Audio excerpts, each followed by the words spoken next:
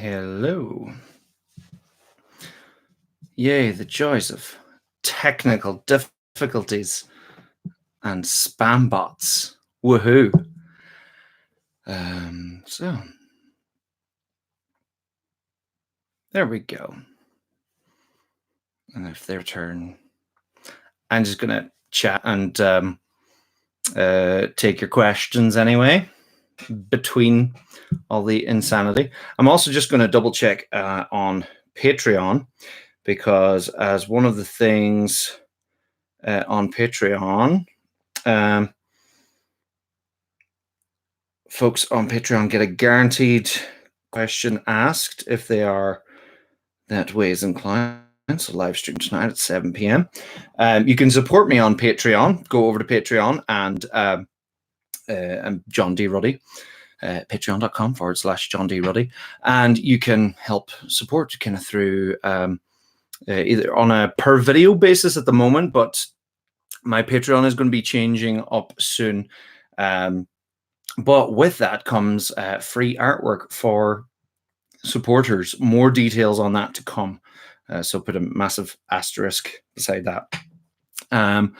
But yeah, to finish off the point that I was saying in the previous video, the 1917 movie, it's great to see whenever Hollywood's able to throw a whole ton of money at a period movie like that, because quite often you'll see movies which, particularly The Trenches, it's great to see.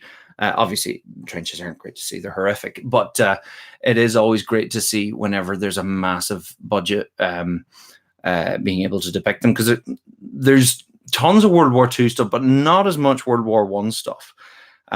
Which was why even Peter Jackson's film "They Shall Not Grow Old," that was powerful, and that was first-hand footage from the front. But like even Wonder Woman, which was obviously fictional but based during World War I, it was great to see the trenches depicted in with a big budget. So let's see who else is here. Jamie Mason says, "You make such amazing, informative, and interesting videos. Keep up the amazing work, John." Thank you so much, Jamie. A dove that wants to become president. What music do you like?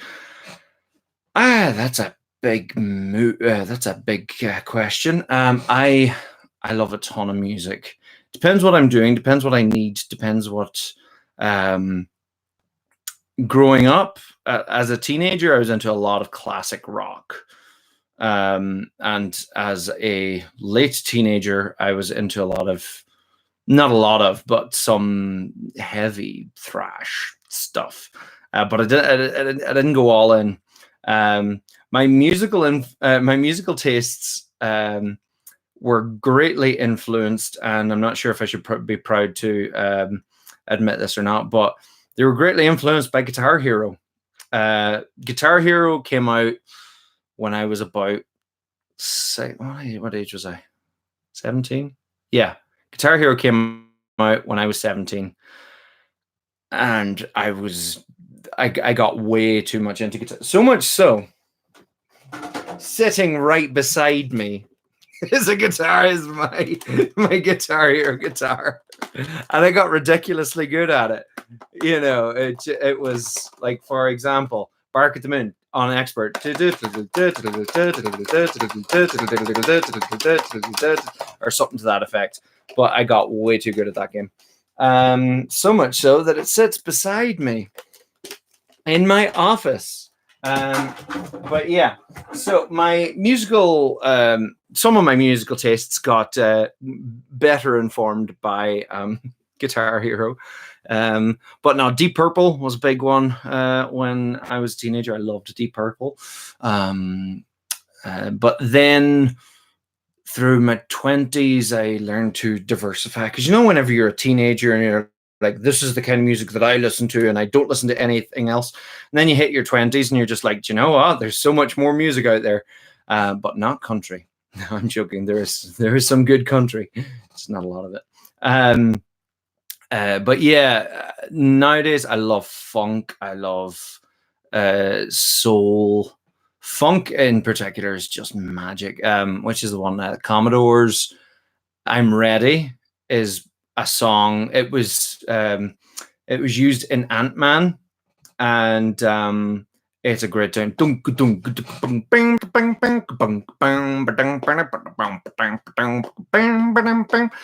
Etc. etc. If you want to hear me funk beatbox all day, but it's a great tune. But all that kind of stuff, real groovy, really funky kind of stuff.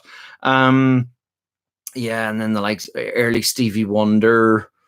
Oh, so much. And then on top of that, and this was a type of music which I have loved since I was a kid. Video game music, like 8-bit stuff, 16-bit stuff. I just love. Whenever I'm working, if I'm not listening to a podcast, if particularly if there's something that I really need to get done and I don't have time to dawdle and think and listen to a podcast and think about it while I'm doing it, if I really just need to, I'll put on some Game Boy music, or a great one actually that I use is the Command and Conquer Red Alert 2 soundtrack, because it's because they're specifically designed to work in the background. They're designed to just keep you going, and you're just yeah, and then I do this, and then I do this, then I do this. Occasionally, whenever I'm making my videos, it's less than occasionally now. It's become more common. The night before I post one of my videos, I'll actually do an all-nighter to finish editing it. And on that, it's become a bit of a ritual that I will listen to Bob Marley's greatest hits, ABBA Gold, and oddly enough, Tenacious D Rise of the Phoenix, or at least part of it anyway.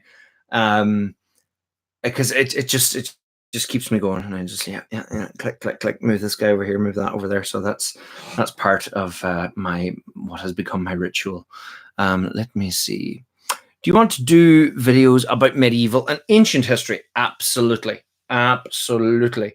More modern ones are slightly easier to do, like particularly war ones. Like from the 18th century onwards, a lot of those wars are a lot easier to do because the weapons get standardized. The uniforms, for the most part, get standardized. And so they're a lot easier to just get a baseline soldier, and you can just draw a whole pile of that same uniform and know, okay, that's going to be relatively accurate.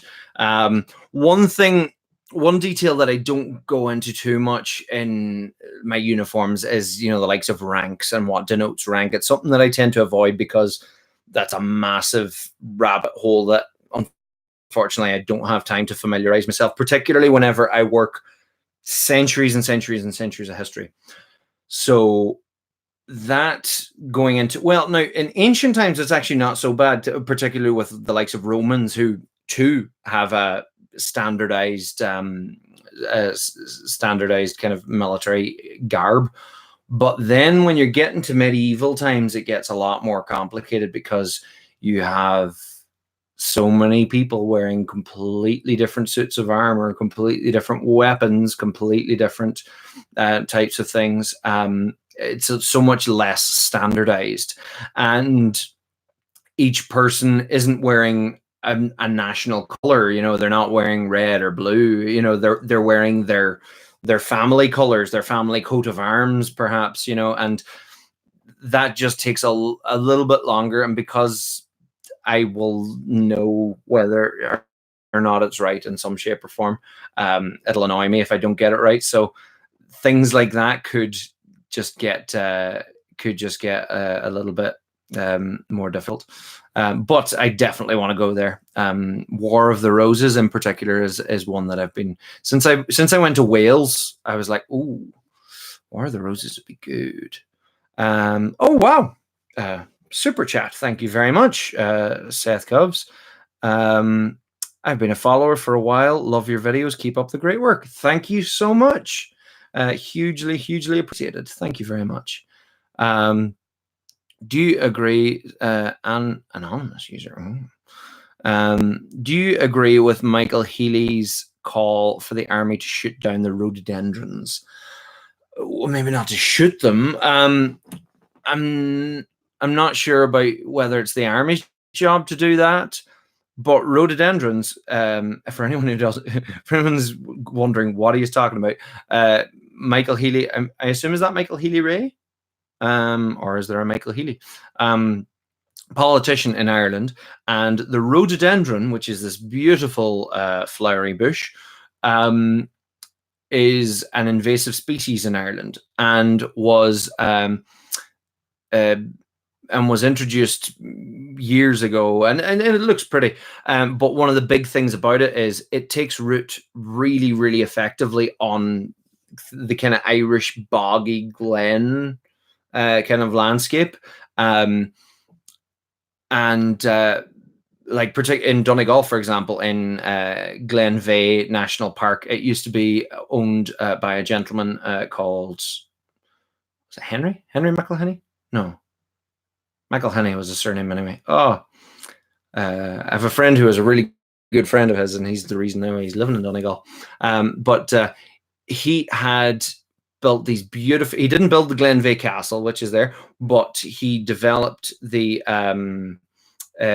beautiful gardens along the back, and he basically owned it as a huge hunting reserve, and he would invite rich Americans over to hunt deer on this estate. But one thing that he introduced was rhododendrons, and they look beautiful and they look really good, but they're quite invasive, and they spread quite effectively, and if left unchecked, they can be damaging to the environment, as any invasive species of any organism could be. So yeah, I think, because I have been driving through Donegal, and occasionally when I see a rhododendron, it looks completely different. Like it's a different shade of green. It looks at odds with the rest of its surroundings. So it doesn't even look in the right place. Yeah, the joys of invasive species. There's also a really bad problem in Ireland with Japanese knotweed, which is also it's insanely aggressive. It's like if you try to chop it down, it goes into survival mode and grows even more. And even if you chop it down, its root, it's called Japanese knotweed. So like its roots are super knotty and woody, and even if you chop the top off, it'll grow back from the roots. So it's an insanely long and harrowing ordeal to try and kill it. And the problem is, it can spread with tiny little snippings. So what happened was, you'd have guys who were going and chopping all of the bushes all along the edges of the road, and what they didn't realize was they were chopping these tiny little bits of Japanese knotweed and just spreading it all along the edge of the road. And so then years later, they were sitting there going, "Oh, this is a lot more difficult to clear up." So now they have these warning signs saying, "This is Japanese knotweed. Don't cut it. We have it under control," apparently. So let's see. Oliver writing, "What the fudge are you talking about? I'm talking about invasive species of plants. What are you talking about?" Let's see. Oh, here we go. This looks interesting. Jesse Torres. "When I was a kid trick-or-treating, a couple told me and my parents that Halloween was a pagan holiday and it's wrong to celebrate it. There's a potential future video, The History of Halloween." It is indeed a pagan holiday. It predates Christianity, so yes, well, not necessarily that predating Christianity by definition makes it pagan, or at least there are pagan traditions that post-date Christianity. Yeah. But yeah, Halloween is a pagan tradition. But there's nothing wrong with a pagan tradition. Sure, in fairness, half the Christian traditions come from pagan traditions. I often wonder because, the 1st of November is All Saints' Day, and the 2nd of November is All Souls' Day. I often wonder, is that a coincidence that the day remembering all of the dead comes directly after Halloween. And of course, you've got Dias de los Muertos, or however you pronounce it in Mexico. But that same thing again. Same time of year, but then again, that's a Mexican tradition. Ooh, could be connections there. But I mean, like Christmas, for example, is based on the old tradition of Yule, which is a much older midwinter tradition. Theologians reckon that Jesus's birth date would be more accurate to sometime in April. On the basic concept of shepherds would not be out with their sheep in the middle of December.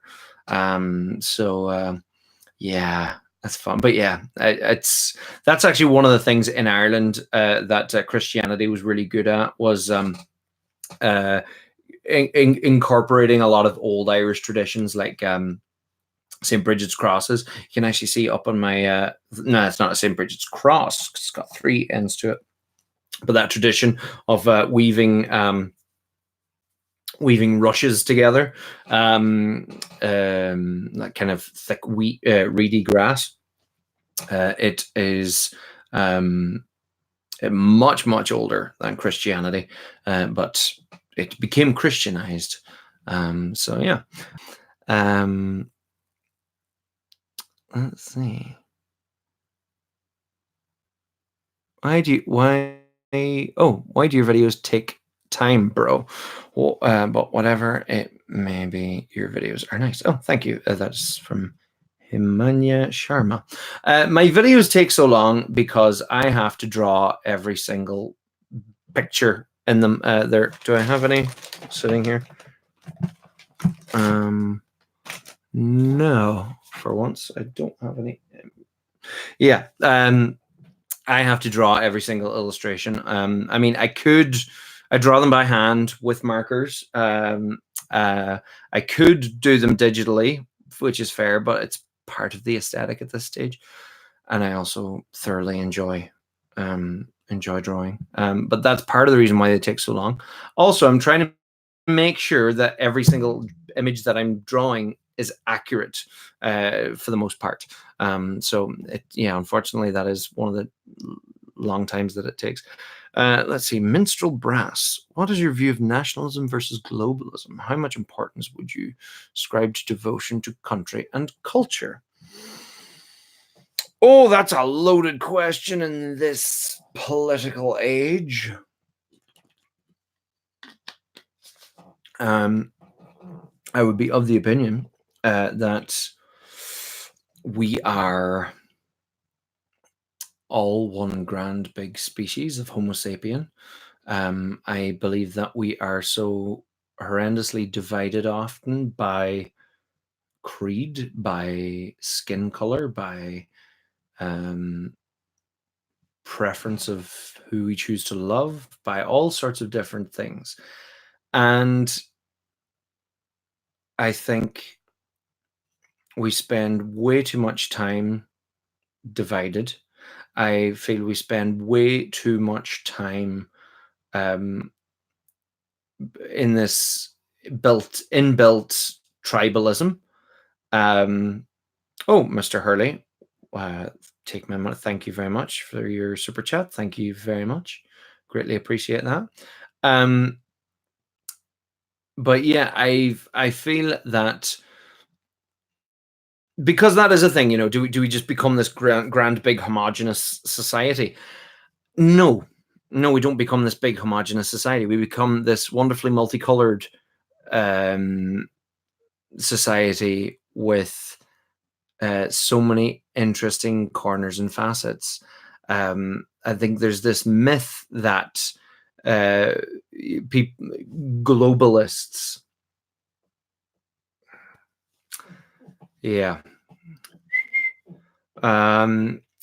that these globalists are just want us all to become one big homogenous society. But no, it's about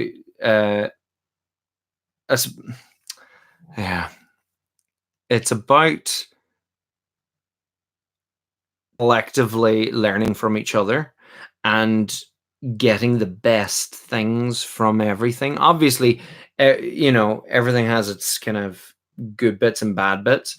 Um, like cultural appropriation, for example, big thing, big topic. I love how Lindsay Ellis has done some fantastic videos about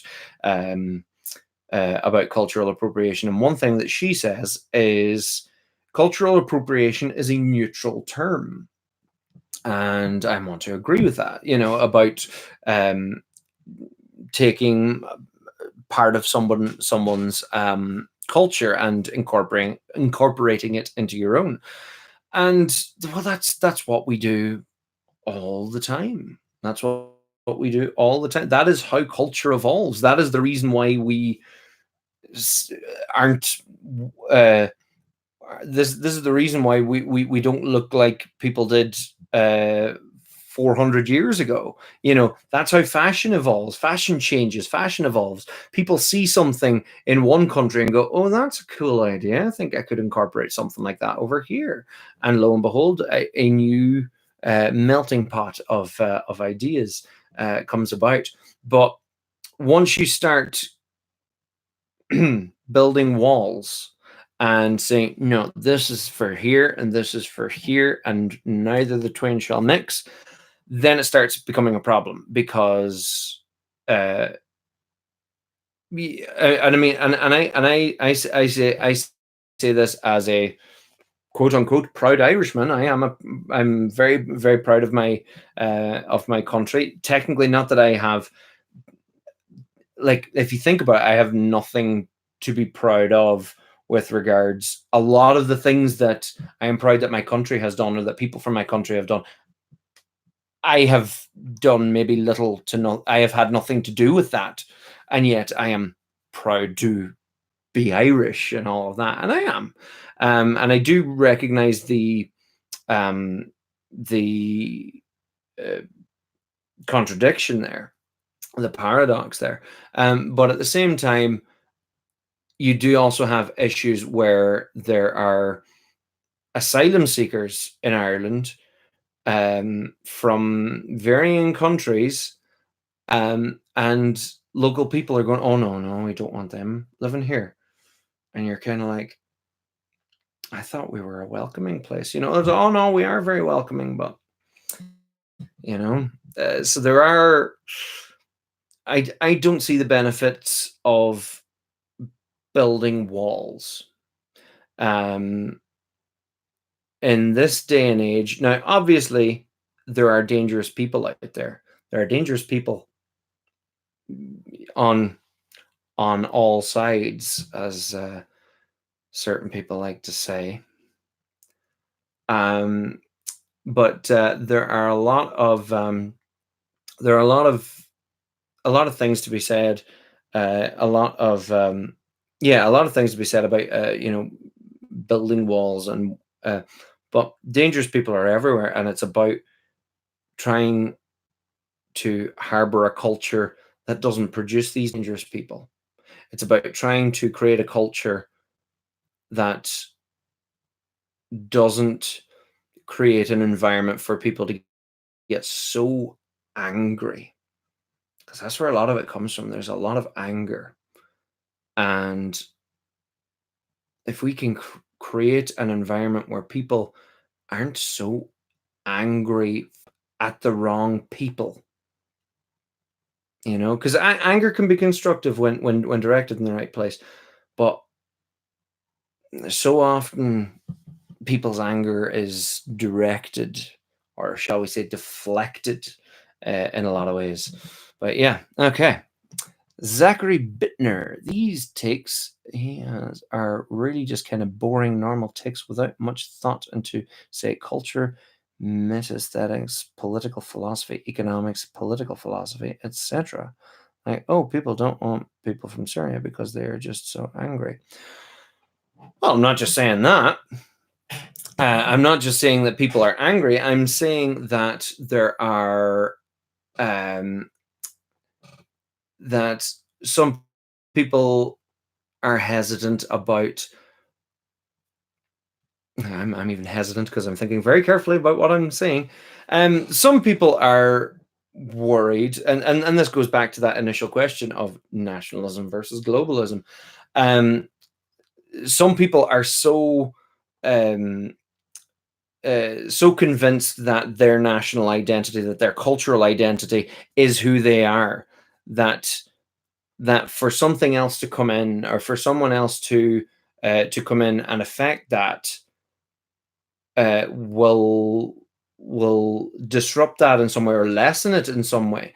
But for the most part, usually this has almost always been the case throughout history. Almost always, there are exceptions, but almost always, this infusion has been magic. I mean, to get very superficial about it, you know, the cultural diversification of Ireland, uh, and I'm actively being very superficial here.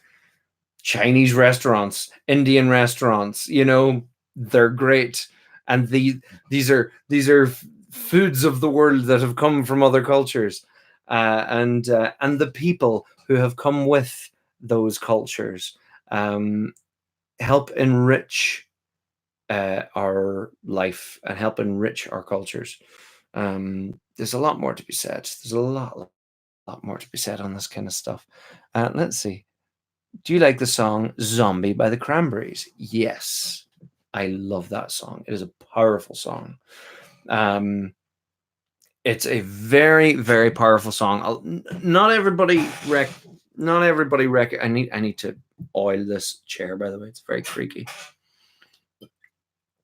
A lot of people don't appreciate the historical significance of that song, or the whole point behind it. Obviously, I mean, you know, it's relatively obvious, and it's the same old thing since 1916 with their bombs and their guns and their drums in your head.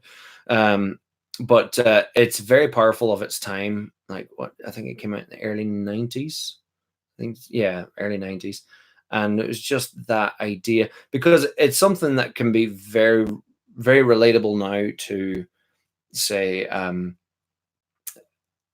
our because it was all about the desensitization of people to the violence in Northern Ireland, and how it was just like, oh yeah, another bomb, another gun. Oh yeah, no, that's it. It just became the norm, um, and so that's what it is. Zombie, people were just zombies.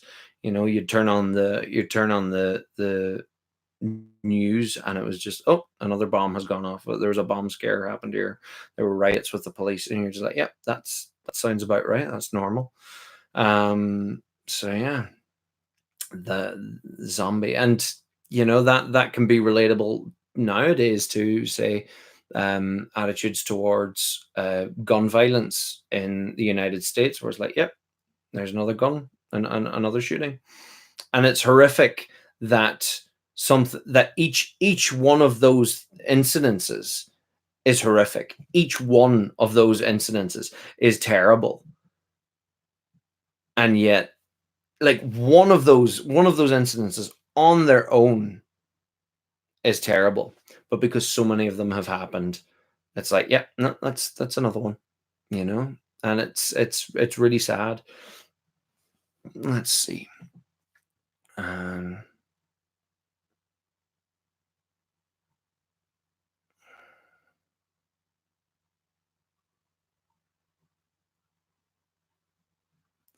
let me see.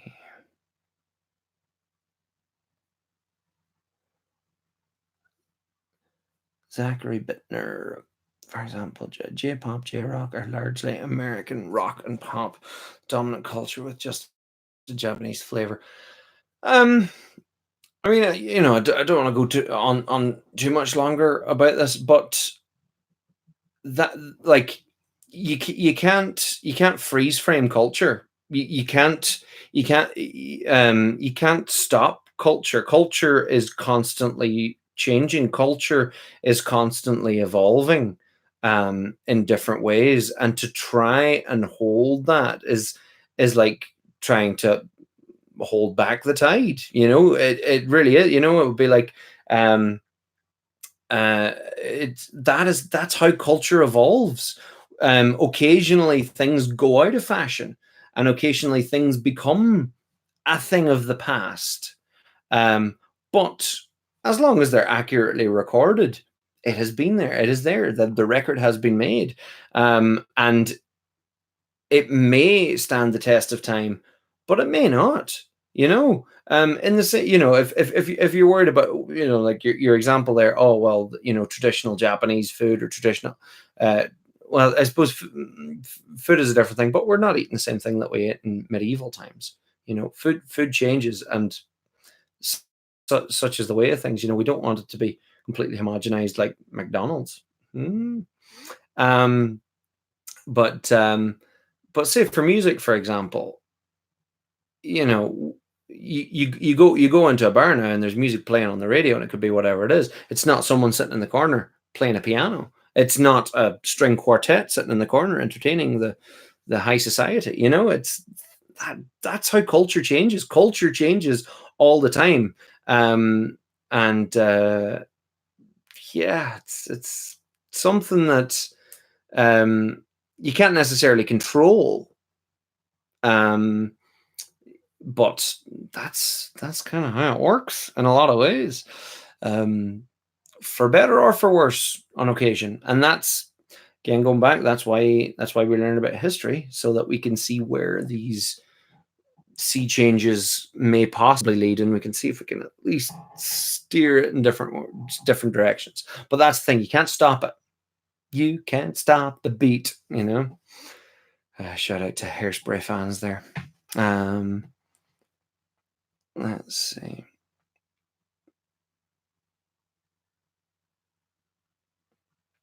Oh, I got patriotism is greater than nationalism. I'll buy that. I'll buy that. Yeah, that if your definition is, patriotism, where yes, you're proud of your country, but it's not about ours is the only country and everybody else should go away. Um, because as I said, I'm very patriotic of being an Irish person. I'm very proud of my country. I love the island of Ireland, and I love showing off everything that it has to show. Um, Even though technically I have little to nothing to do with, I didn't build the castles of Ireland. I didn't shape the mountains of Ireland, but I live here, so I'm going to show them off. You know.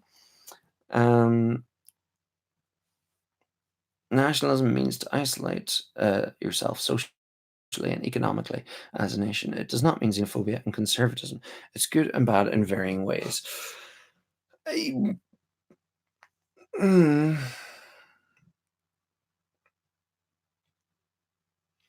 there's a lot to unpack there.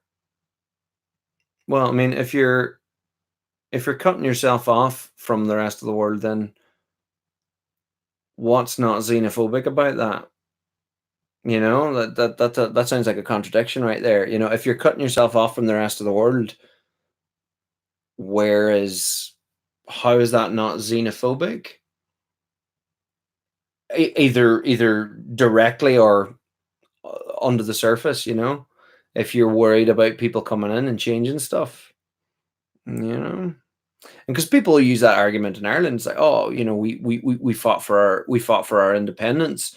What did we fight for? To let other people come in. It's like, well, we have, like, the Irish have populated the world. The Irish built America in a lot of ways. The Irish live all over the world.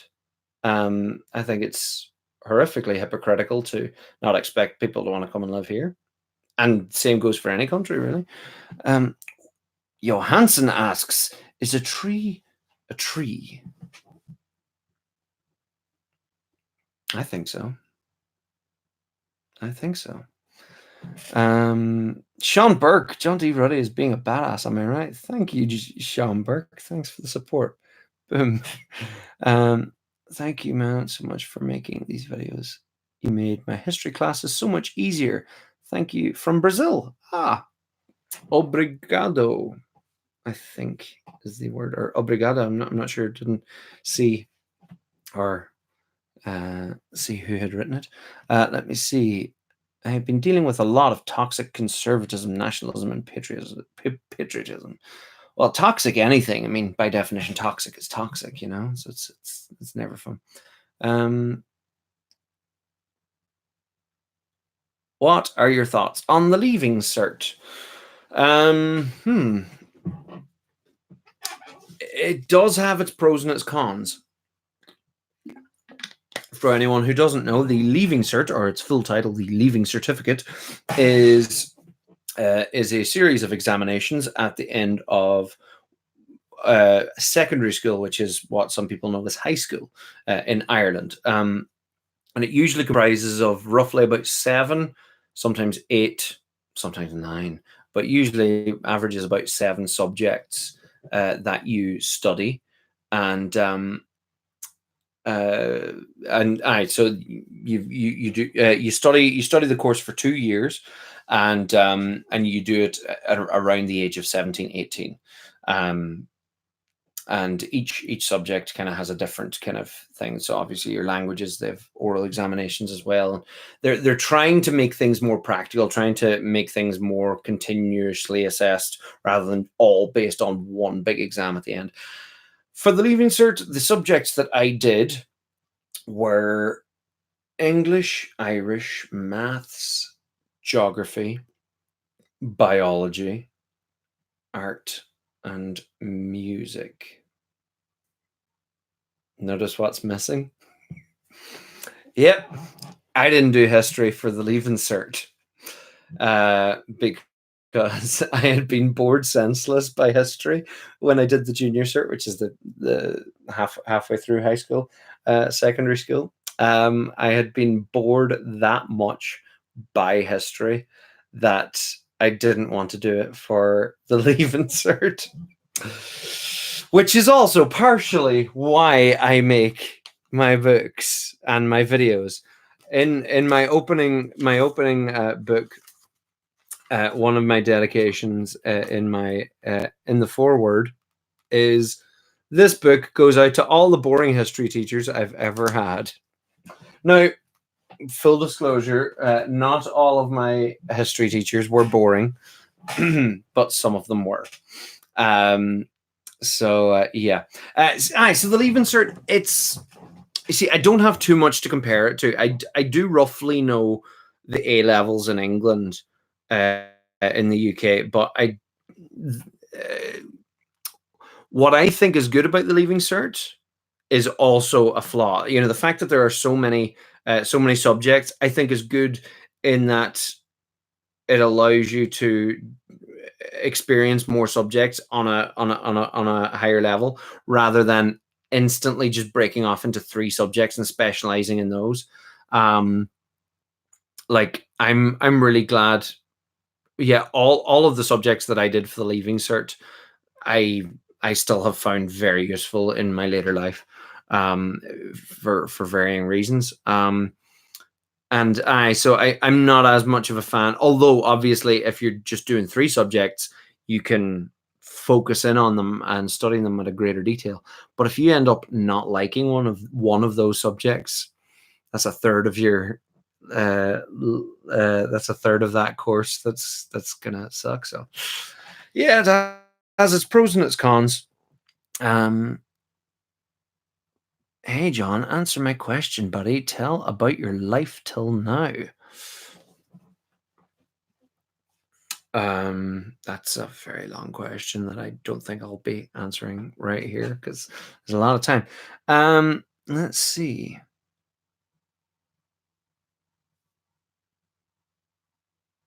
Do you like economics? Asks MDR Hogan.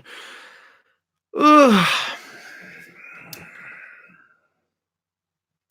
Economics is very abstract. I don't like the abstract nature of economics. Obviously, there's very concrete stuff, but there's a lot of the up in the air, like the stock market and all of that stuff. I just think is insane, and I think there's a lot of people who work inside it that think it's insane as well. Yeah. That's yeah. I'm not going to go too much further on that, but yeah, economics. I'm not great with numbers, so there's a start.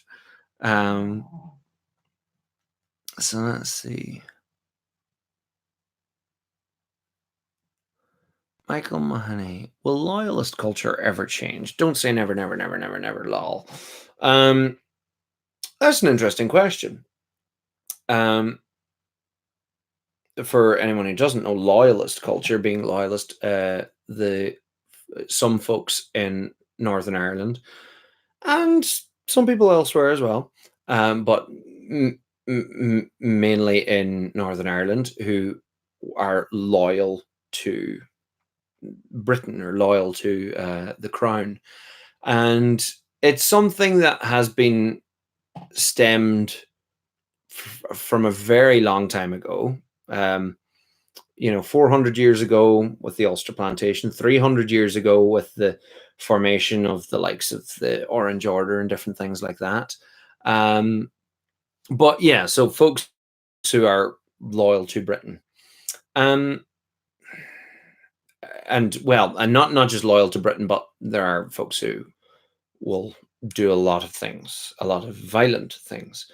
Um, I'm really interested just to see how Irish politics kind of grows and changes over the next couple of years, um, particularly with Brexit. It's actually, I think it's actually made the whole concept of a united Ireland more talked about. Realistically, before Brexit, a united Ireland was a pipe dream that most people didn't think was in living possibility. Like it's maybe decades and decades, but it seems more and more like a distinct possibility. Um, I think if ever that were to happen, I think everyone, north and south, whatever foot you kick with, everyone needs to remember and relearn what the Irish tricolour was originally designed to stand for. When it was first flown in 1848, down in Waterford, the green representing the Gaelic Irish, and the orange representing those later planted in Ulster, and the white representing peace between them. That flag was designed to be a flag for the whole island, um, north and south, and this was before Northern Ireland even existed. Um, I mean, the whole idea of being, particularly if there was, in the event of a united Ireland, you know would these people continue to be loyal, or could they continue to be loyal to the crown? I mean, I wouldn't seek to deny them that. I mean, I wouldn't seek to deny flying Union flags. I mean, that's part of, if that's part of their identity. You know, I don't have a problem with that per se. There is some bigotry that goes along, like, say, burning politicians' effigies and bonfires. Um, I don't agree with, and a lot of that kind of triumphalism I don't think is helpful. Um, but I think if ever in the event of a united Ireland, that folks who have been that way inclined in the past, I think need to be treated with a degree of respect, um, a a degree of, okay, we appreciate that you didn't want this, but um, that was the way it goes, unfortunately. Um, But then, funnily enough, the same could be argued for Brexit, where people are saying, well, the majority voted. But big argument there is that a lot of people very much were not informed when they voted for that. So it's a very interesting one. I think in the event of a united Ireland, I think the Orange Order should be invited down to the Orange Order should be invited down to march at the Boyne outside of Drogheda. That would be fun, wouldn't it? You know. Yeah, I'm sure there'd be plenty of people who would not like that, but we are an island nation. So how do you feel about the future of Northern Ireland and Ireland proper? Well, I mean, I've kind of touched on that a little bit. Love how he. Let's see. What do you think of Ireland's neutrality during World War II? Asks Jack Hoskins. That's a good question. And well, I mean, obviously hindsight is 2020. And when you look back at it, where you're kind of like, and Ireland chose not to fight the Nazis, it's like fair enough. Wasn't necessarily the optics of that. But on the flip side of that, when you look at Ireland's recent independence, so Ireland had gained its independence in the early 1920s. The Irish Free State struggled through the 20s and 30s, and only then in 1937 did it achieve independence from the British Empire. And I can understand it with Eamon De Valera as Taoiseach at the time. I can totally understand the reluctance to fight alongside Britain at that point. A country that they had that they had been fighting for centuries. But I think there was an element of that which does make sense, and there's also an element of Ireland was seriously poor. Obviously, there were other countries who were fighting Nazi Germany who were also impoverished, and that's fair. But I think Ireland's choice was technically wise, because it stopped them from being as much of a target, even though they were bombed a couple of times. Dublin North Strand in particular was bombed accidentally. There are all sorts of theories about whether or not it was accidental. But yeah, I mean, in hindsight, obviously, we probably should have gone and fight. And there were loads of Irish soldiers who did. They crossed the water and went and joined the British Army. And only in recent years have they been recognized for their kind of honor and valor of going out and sticking it to Hitler. Yeah, Irish neutrality. It was an emergency. Yeah. John Darmiento. What if the Hunger Games were real? We'd be in a real bad place if the Hunger Games were real. Well, because in order for the Hunger Games to be real, we would need to have gone through a horrifically catastrophic war prior to that. So,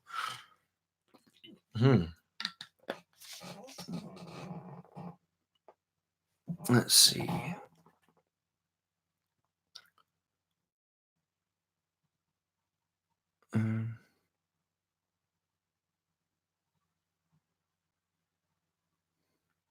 I know of Sealand.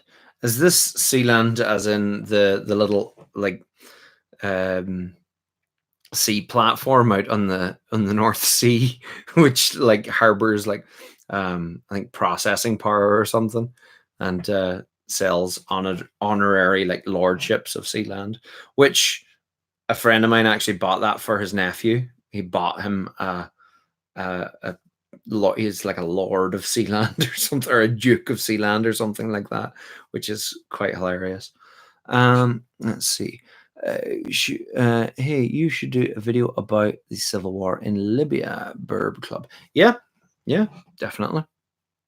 Is Liechtenstein doubly landlocked? I think it is. Yeah, yeah. I think I saw something like that on QI where there's like two countries which are like doubly landlocked. That and is it Kazakhstan? No, it's not Kazakhstan. It's Uzbekistan. I have a world map right in front of me. I think it's Liechtenstein and Uzbekistan, which are doubly landlocked. I suppose if you don't count the Caspian Sea. Mhm. Um, let's see. What did you study in college? Asks Himanya Sharma. I studied education. I studied a Bachelor of Education in St. Patrick's College, Drumcondra in Dublin. And so that was, I trained to be a primary school teacher or an elementary school teacher. And as well as that, I studied music. I studied academic music for a year, and I studied academic English for 3 years. So, and through education, I studied history in education. So they were the things that I studied. In the education course was so we did loads of different all the curriculum subjects that we would be teaching, which would be English, Irish, maths, geography, history, science, music, art, drama, uh, religion, um, social, personal, and health education, and I'm probably missing something there. So we had to study all of those and how to teach them. And then we had philosophy of education, which I loved, sociology, and psychology, and teaching studies. There are all sorts of different things like that. I was always a lot more into the kind of real academic stuff, like the sociology and the psychology, and particularly the philosophy was great. It was all kind of through the prism of education, but it was great. I loved it. I thoroughly enjoyed my time there for the most part. Let's see. Hmm. Which is my favorite subject? Well, I mean, history would kind of be the obvious choice, but I did enjoy English literature. I mean, obviously, I studied it, so but yeah, I love just seeing how it shaped culture and how culture shaped it. In a lot of ways. Um, uh, let's see. How were the Irish relations with the Islamic world throughout history? I'm not 100% sure, to be quite honest. That's something that I need to look into.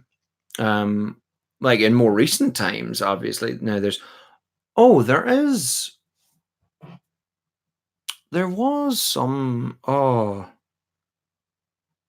there's a reason why in Drogheda they have the symbol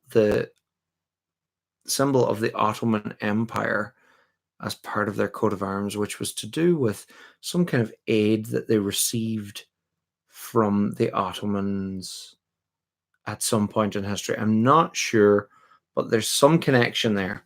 Obviously, in more recent, I suppose there's a parallel between Irish and the Irish world and the Islamic world in early medieval times, when the rest of Europe was falling apart. Ireland was kind of one of the only places of learning and more literature uh, in those times. And meanwhile, over in like Baghdad was the center of science and mathematics, and which is why all the stars in the sky have Arabic names like Altair and uh, Castor and Pollux and different things like that. But and a lot of scientific words that we use are of Arabic origin, like alcohol. When you hear it and think about it, it's a very Arabic word, alcohol. Um, Ironically, seeing as most Muslims don't consume alcohol. But yeah, there's that. Yeah, I suppose actually there's those parallels, but obviously now in more recent times there's a great various Muslim communities in Ireland. So let's see. Why was the Roman Empire real? Asks Lindsay Mitchell. Why was it real? I'm not sure I understand that question. Like, how did it happen?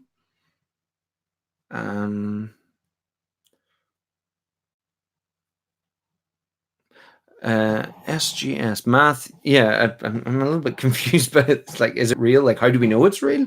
SGS math uses Arabic numbers. Yes, the numbers that we use are, well, they're called Arabic numerals. Although I think those Arabic numerals actually originally came from India, which is why you've got Roman numerals, but then you've got Arabic numerals, and that's what the numbers that we use, like 1, 2, 3, 4.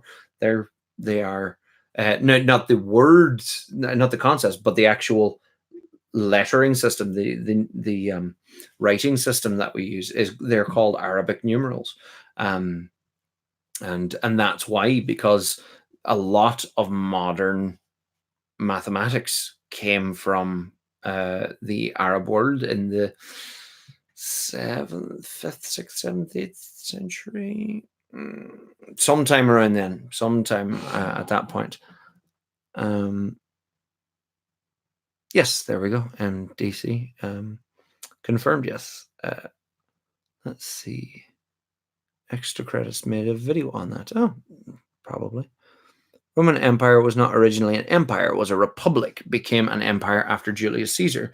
And if you'd like to know more about that, watch Star Wars Episode 3, Revenge of the Sith. I actually want to do a whole video on that. I think would be quite interesting. Okay, I'm going to do 5 more minutes, folks, and then I'm going to head on my merry way for the weekend. Let's see. Let's say Islamic world that spoke Arabic, not the Arabic world. Yeah, that's fair enough. No, it's a Islamic word that spoke Arabic. The Arabic word. Must be another question there. Theodore Roosevelt has joined us in the chats. Oh my goodness. Could you cover the Second Sino-Japanese War? Absolutely, Mr. President. I wonder why you want me to cover that. Is it because you won a Nobel Peace Prize for achieving peace between them? Oh no! Wait. Oh no! Sorry. Sino-Japanese War. Is that? I was thinking of the Russo-Japanese War. But yes, why not? Let's see. What do you think about the Falklands debate? Do you think Argentina should abandon its pursuit of the territories, or should they uphold their claims? Should Britain own them? I mean, it is a great debate, and it is very interesting thing to think about as an Irish person. It's it's a similar debate with regards, Gibraltar and different places like that, where it's like, well, who owns them? I mean, if the people living there seem to want to remain attached to Britain, or the British Empire, or whatever, the Commonwealth. I mean, if it's the will of the people, which is a phrase that has been bandied about quite a lot these days. But yeah, I mean, if it is the will of the people, and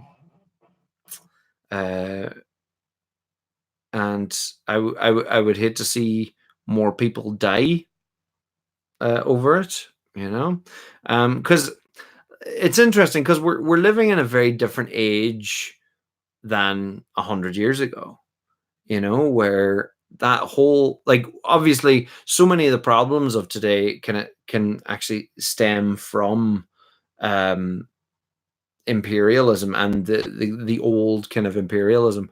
As I always say, you can spot imperialism a mile off by on a map by the straight lines where it's just okay. You have this bit, we'll have that bit, um, and zero regard for local boundaries or territories. But yeah, it is an interesting one because there is an element of how many flags did you manage to put on the map before imperialism was frowned upon? There's an element of that where it was like, well, we got the flag here, and the people are successfully colonized and uh, culturized, that they want to remain part of us.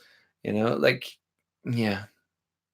I mean, there is a reason why so many countries ultimately um, wanted to remain part of the British Commonwealth. Was the British were very effective colonizers, um, particularly culturally. Like, what language am I speaking? I'm speaking English. I'm not speaking Irish right now, um, because England very, very successfully colonized Ireland culturally. And if it weren't for the Gaelic revival in the 1880s, a lot of the Irish culture could have been stamped out for good. Um, which, going back to what I'd said earlier about culture, that's the way that culture evolves. But I think there's importance of preservation as well, and it's not about stamping out other cultures. If it happens naturally is one thing, but actively stamping out a culture, unless it's a culture that wants to actively stamp out everyone else, hashtag Nazis, you know. But yeah, um, so yeah, the Falkland War or Falkland debate. I mean, the thing is, are they arguing over it because of oil claims? And that's what's frustrating about the whole thing. It's like, oh no, no, we care about the people. It's like, do you care about the people, or do you care about the oil that's off the coast, or the potential oil? The sooner the world can get over its addiction to fossil fuels, the better. Um, let's see. Hasino C, could you give a quick brief on the Cold War? Sure, go watch my 10-minute video. Um, will you ever make a video about the Great Swedish Empire in the age of pike and shot? That's Oliver Ritching.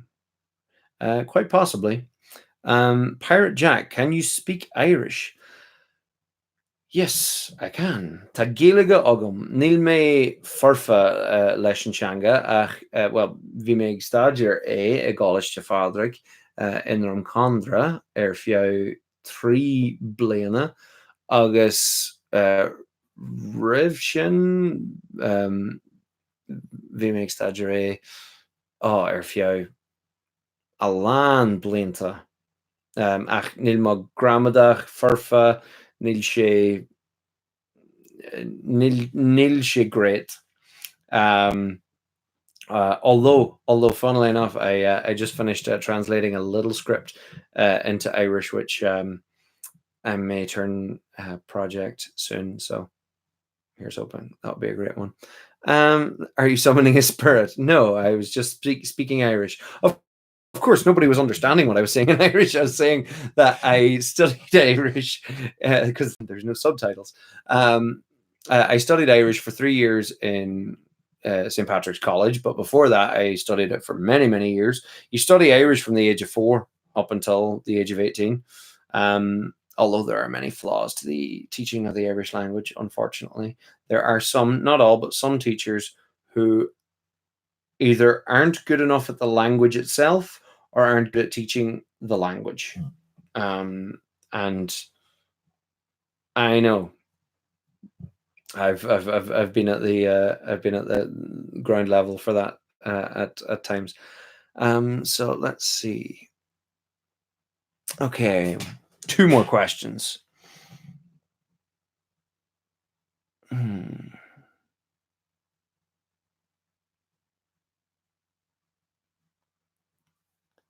Do you believe any of the conspiracies around JFK's assassination? Oh, there's a loaded one.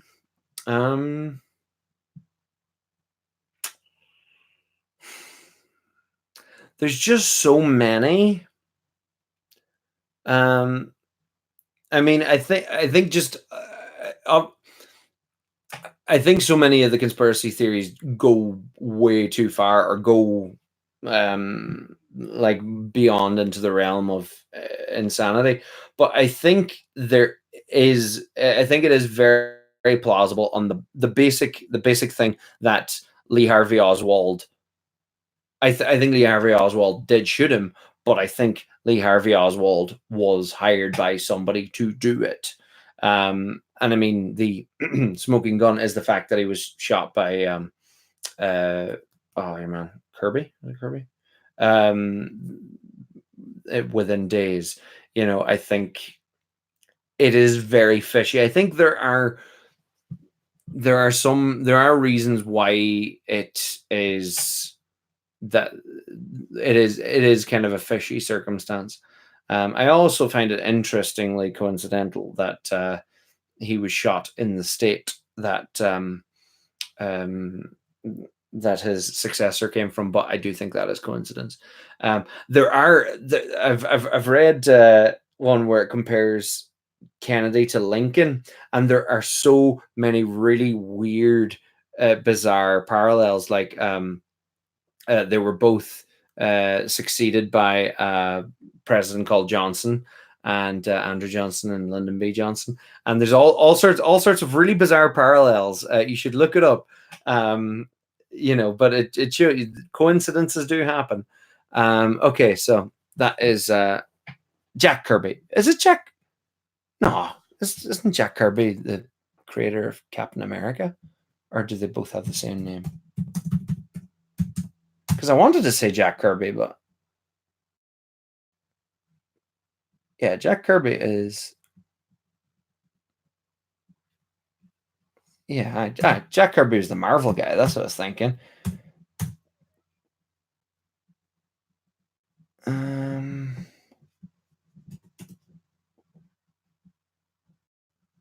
No, it's not Kirby. Oh God, I can't think of the name. Let's see.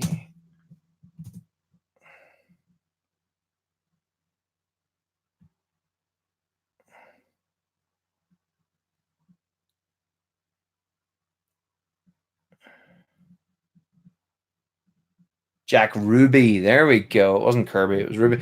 So I had the Jack, and yeah, you can see where I made a mistake. Ruby, Kirby. But I was like, no, Jack Kirby is the Marvel guy. Is not Jack Ruby. Yes, Jack Ruby. Let's see. One more.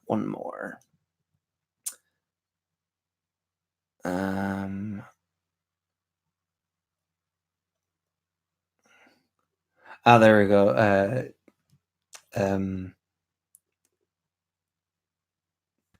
John Wilkes Booth shot Lincoln in a theater and ran to a warehouse, and Lee Harvey Oswald shot Kennedy from a warehouse and ran to a theater. Yeah, like there's bizarre things like that. Yeah, thank you, Jack Ruby. Let me see.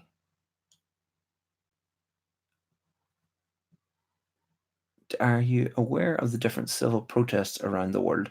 For example, Algeria has been nominated for 2020 Nobel Peace Prize. I'm going to be honest. There are certain things. I'm seeing a lot of things coming from Chile at the moment. I haven't heard now about Algeria. I suppose, unfortunately, kind of with part of the type of work that I do, I have more of a tendency of looking to the past than looking to the present, which kind of sounds a little bit counterintuitive in some ways. But I should, yeah. But I do need to look into what's going on more in the world, and not just Trump and Brexit, which is most of the news that people tend to get these days. And it's important for people to hear these things and not just kind of see it for 2 minutes and then forget about it, which unfortunately does happen. Like, is the Amazon still burning? You know, Who's asking that question? Okay. And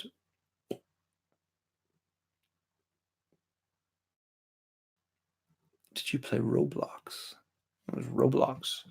I think that answers your question right there.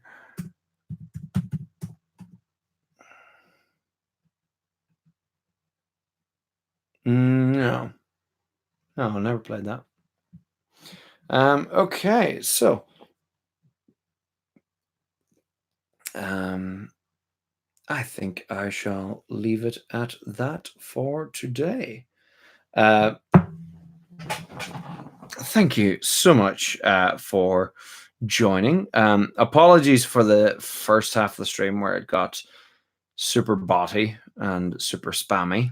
And yeah, and that was a lot of fun. But thankfully, the rest of this actually ended up being great. So thank you so much. Thank you for persevering through the swampy waters of spam and making it here. So, folks, thank you so much. Thank you to everyone who did a super chat. That's massive. Thank you. And I've been saying loads of thank yous, but I'm very grateful.